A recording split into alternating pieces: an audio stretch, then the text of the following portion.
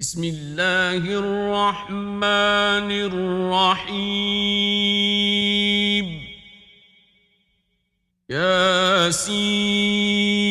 ياسين والقرآن الحكيم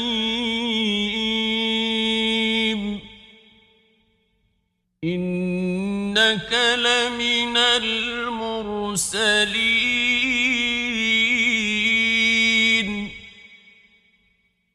على صراط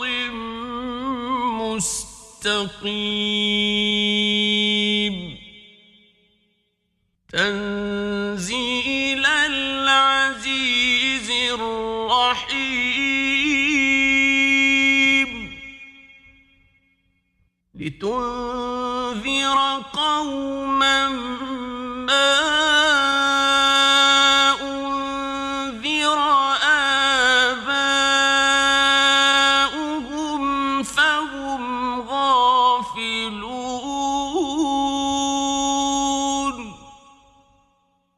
لقد حق القول على أكثرهم فهم لا يؤمنون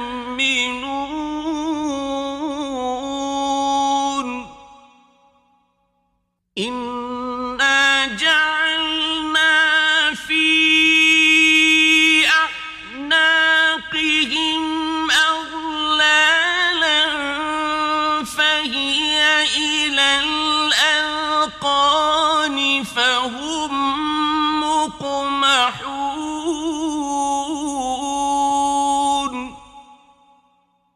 وجعلنا من بين أيديهم سدا ومن خلفهم سدا فأغشيناهم فهم لا يبصرون وسواء عليهم أأنذرتهم أم لم تنذرهم لا يؤمنون إنما تنذر من اتبع الذكر وخشي الرحمن بالغيب فبشره بمغفرة وأجر كريم إنا نحن نحيي الموتى ونكتب ما قدموا وآثارهم وكل شيء أحصيناه في إمام مبين واضرب لهم مثلا أصحاب القرية إذ جاءها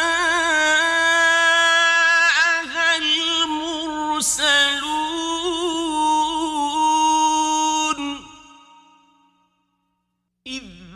أرسلنا إليهم اثنين فكذبوهما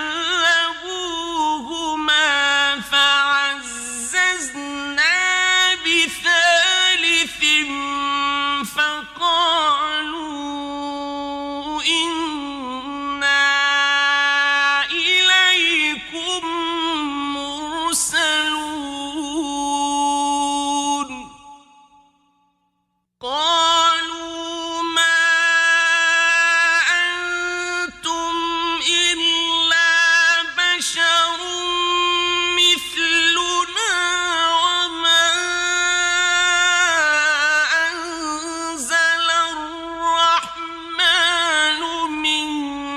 شيء إن أنتم إلا تكذبون قالوا ربنا يعلم إنا إليكم لمرسلون وما علينا إلا البلاغ المبين قالوا إنا تطيرنا بكم لئن لم تنتهوا لنرجمنكم وليمسنكم منا عذاب أليم قالوا طائركم معكم أئن ذكرتم بل أنتم قوم مسرفون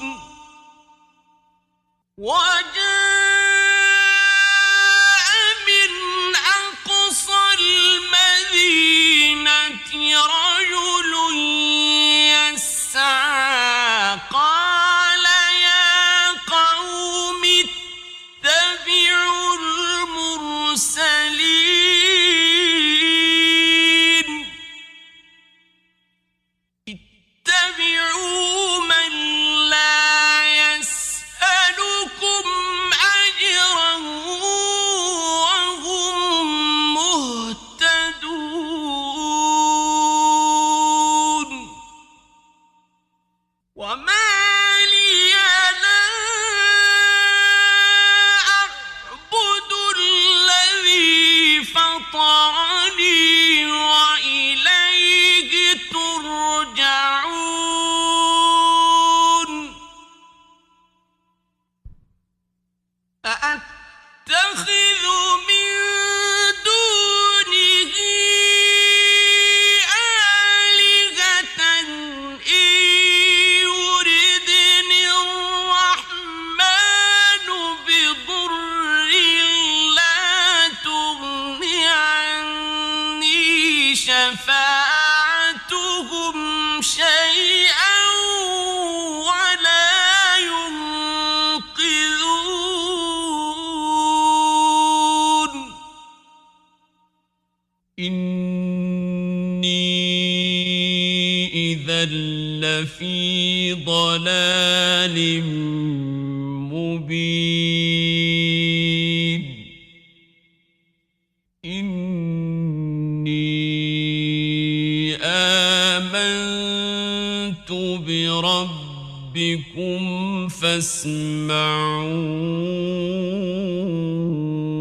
فاسمعون قيل ادخل الجنة قال يا ليت قومي يعلمون بما غفر لي ربي وجعلني من المكرمين وما أنزلنا على قومه من بعده من جند من السماء وما كنا منزلين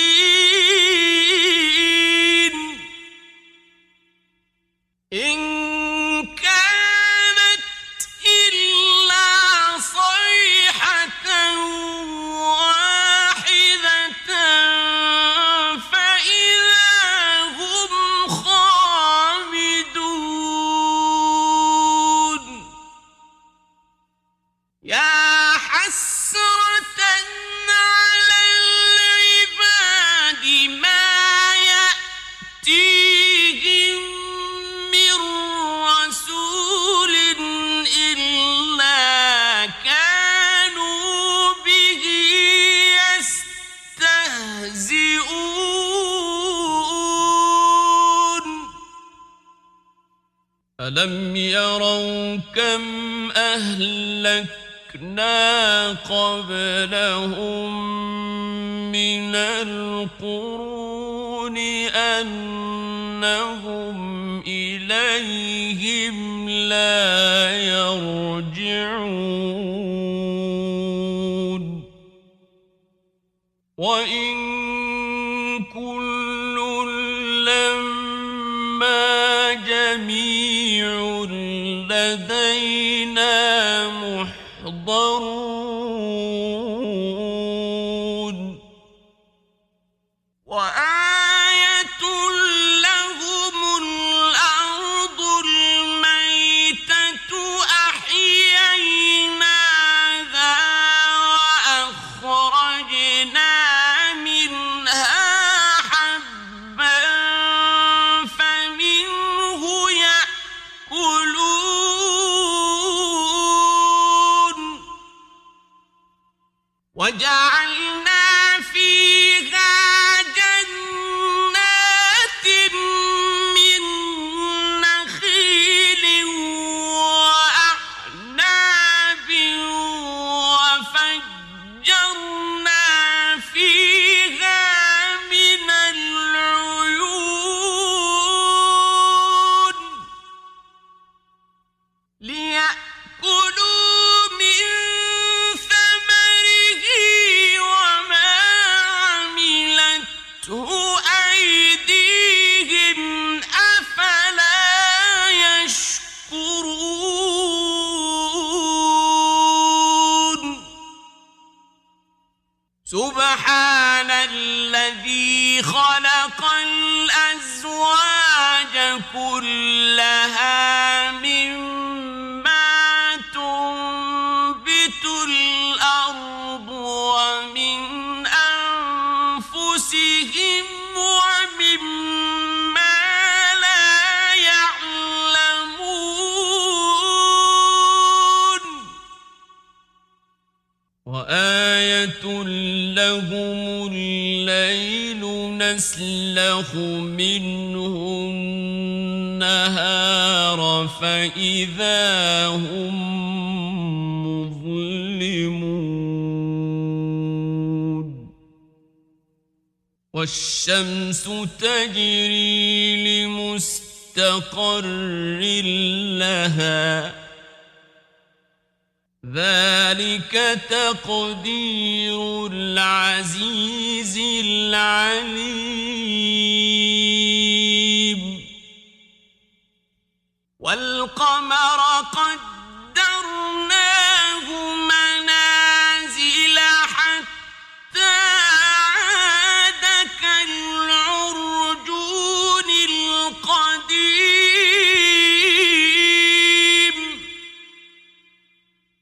لا الشمس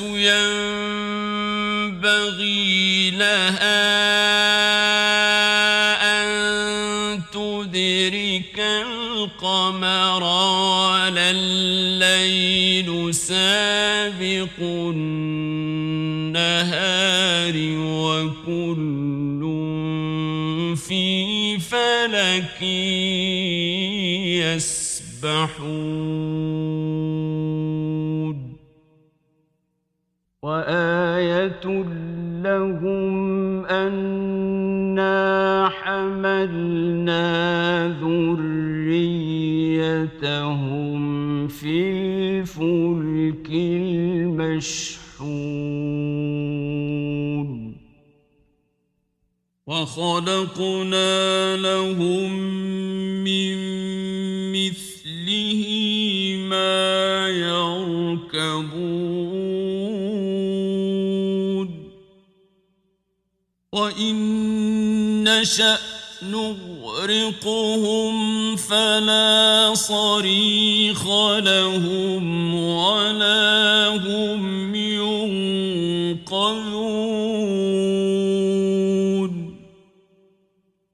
إلا رحمة منا ومتاعا إلى حين وإذا قيل لهم واتقوا ما بين أيديكم وما خلفكم لعلكم ترحمون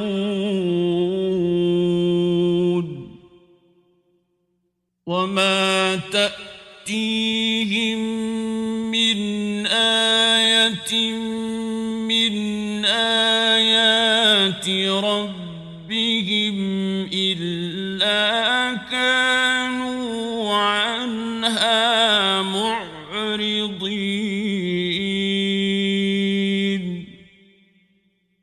وإذا قيل لهم أنفقوا مما رزقكم الله قال الذين كفروا للذين آمنوا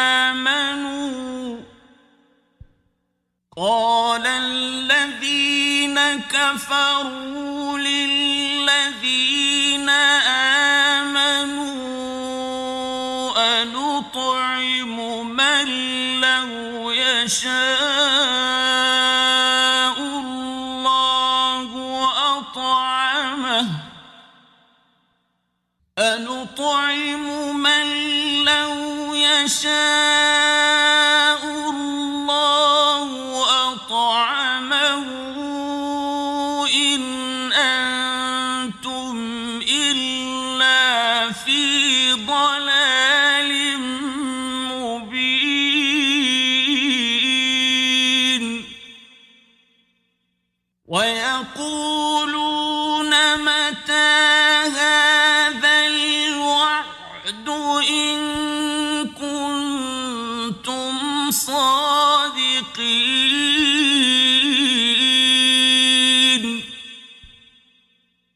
ما ينظرون إلا صيحة واحدة تأخذهم وهم يخصمون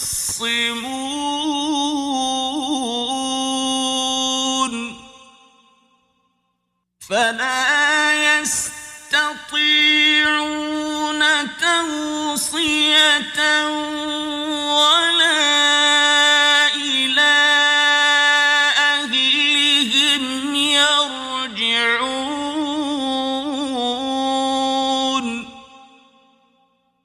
ونفخ في الصور فإذا هم من الأجداث إلى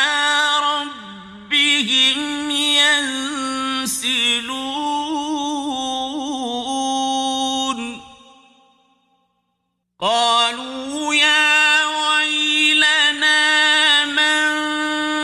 بعثنا من مرقدنا هذا ما وعد الرحمن وصدق المرسلون إن كانت إلا صيحة واحدة فإذا هم جميع لدينا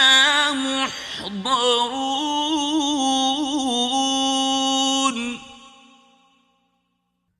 فاليوم لا تظلم نفس شيئا ولا تجزون إلا ما كنتم تعملون إن أصحاب الجنة اليوم في شغل فاكهون هم وأزواجهم في ظلال على الأرائك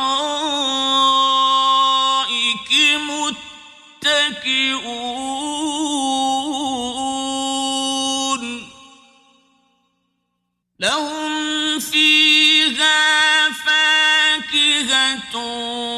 ولهم ما يدعون سلام قولا من رب رحيم وامتازوا اليوم أيها المجرمون ألم أعهد إليكم يا بني آدم ألا تعبدوا الشيطان إنه لكم عدو مبين وأن اعبدوني هذا صراط مستقيم ولقد أضل منكم جبلا كثيرا أفلم تكونوا تعقلون هذه جهنم التي كنتم توعدون اصلوها اليوم بما كنتم تكفرون اليوم نختم على أفواههم وتكلمنا أيديهم وتشهد أرجلهم بما كانوا يكسبون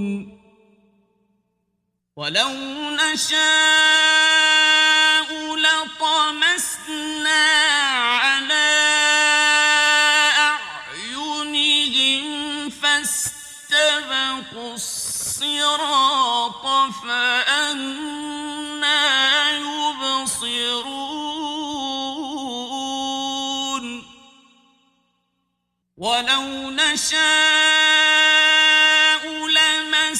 لمسخناهم على مكانتهم فما استطاعوا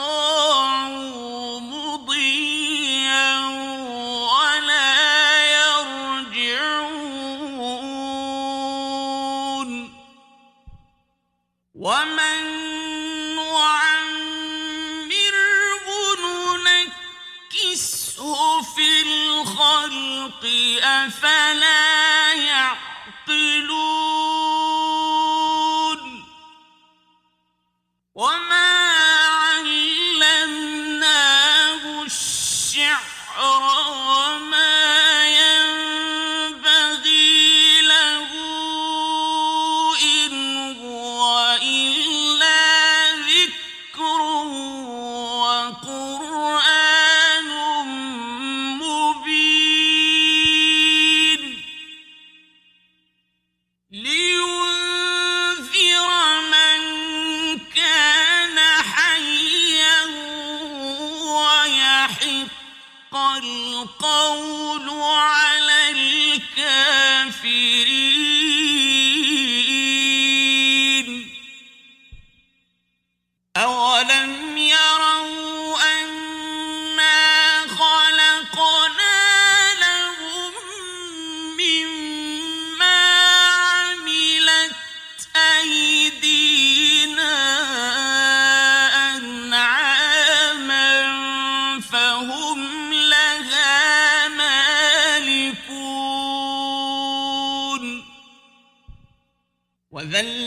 وذللناها لهم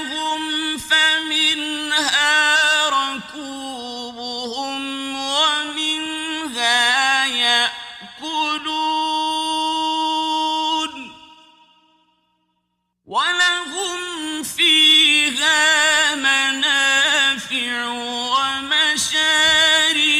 أفلا يشكرون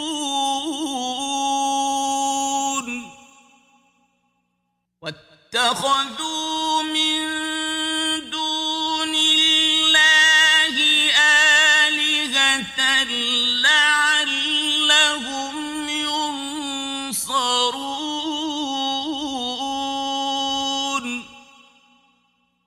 لا يستطيعون نصرهم وهم لهم جند محضرون فلا يحزنك قولهم إنا نعلم ما يسرون وما يعلنون أولم ير الإنسان